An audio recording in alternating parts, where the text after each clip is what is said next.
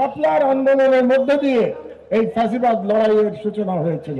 এই অনৈক্যের মাধ্যমে আবারও ভারতীয় আধিপত্যবাদ এবং শেখ হাসিনার ফ্যাসিবাদ প্রত্যাবর্তনের রাস্তা খুঁজে নেওয়ার চেষ্টা করবে। আমাদের এই দেশে যে ফ্যাসিবাদ বিরোধী সংগ্রাম হয়েছে, দীর্ঘ সংগ্রাম, প্রায় 15 বছরেরও দীর্ঘ সময়, সেই সংগ্রামে আলেম ওলামা এবং মাদ্রাসার ছেলেরা এক বিরচিত মহান ভূমিকা পালন করেছে।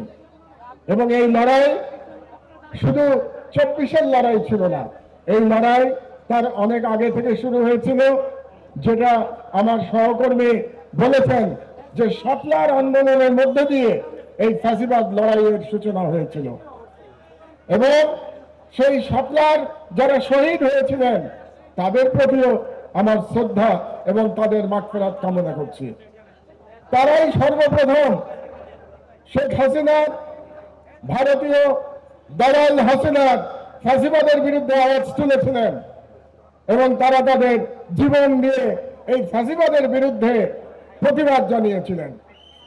এবং 11 বছর পরে 2024-এ এই মহান বিপ্লবের, সফল বিপ্লবের মধ্যে দিয়ে প্রমাণিত হয়েছে যে শাপলা চত্বরে যে বয়ানের জন্য যে সাংস্কৃতিক লড়াই শুরু করেছিলেন শাপলার শহীদেরা, সেই লড়াই শেষ পর্যন্ত জয়লাভ করেছে এবং সেই ন্যারেটিভ, সেই বয়ান শেষ পর্যন্ত জয়লাভ করেছে বাংলাদেশে।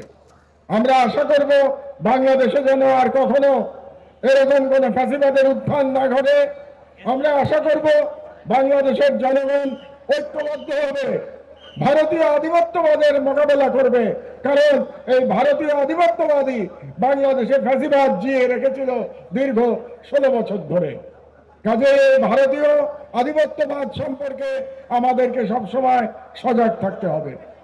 আজকে বিপ্লবের 1 বছর পরে আমরা যখন দেখতে পাই যে সহযোদ্ধাদের মধ্যে অনৈক্য সৃষ্টি হয়েছে, তখন আমরা খুব কষ্ট পাই।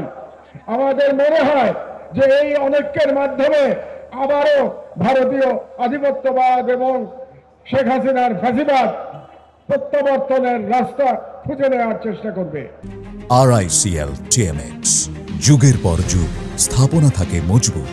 কাজেই বাংলাদেশের একজন প্রবীণ নাগরিক হিসেবে আপনাদের সবার প্রতি, সবকটি রাজনৈতিক দলের প্রতি আমার আহ্বান থাকবে, আপনারা প্রতিদ্বন্দ্বিতা করুন, কিন্তু বাংলাদেশের স্বাধীনতা এবং বাংলাদেশের জনগণের অধিকার, বাংলাদেশের 90% মুসলমানের অধিকারের বিষয়ে আপনারা ঐক্যবদ্ধ থাকুন। এ বিষয়ে যেন আপনাদের মধ্যে কোনো ভিন্ন মত তৈরি না হয়, এটুকুই আপনাদের কাছে আমাদের অনুরোধ।